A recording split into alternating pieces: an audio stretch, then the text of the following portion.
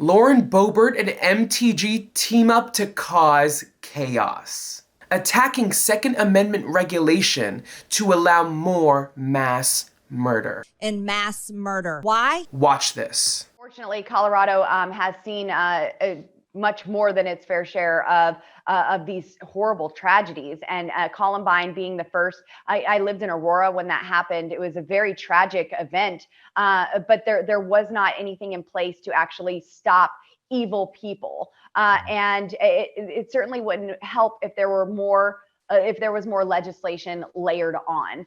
Those guys did not care about laws. They did not go and check the books and see what they were allowed to do before they committed that horrible crime. But then we also— The last clip was of Lauren Boebert, who argued that more political legislation over guns would not have stopped the Columbine school shooting. Which is weird considering Republicans' relationship to policing, especially when it comes to horrific events like mass shootings caused by gun violence. It's weird that they shed their apprehensive modes when it comes to their own rights. Ultimately, the notion that we can't legislate to discourage gun violence is ridiculous. It's simply not a pain point that liberals manipulate to punish Republicans for their traditionalist ideals. Even progressives understand that punitive measures are not proactive, but gun regulation that we pursue is an earnest and approachable compromise to what is an overwhelming epidemic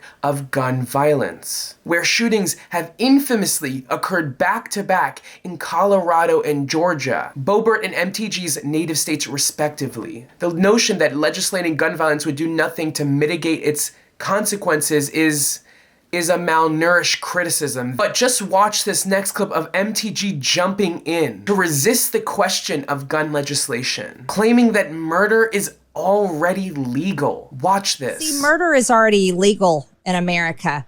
We have enough laws on guns. We have enough laws on murder. But no matter how many more laws that we make in America, you will never stop a person who is intent on killing other people. They don't have to have a gun to do it.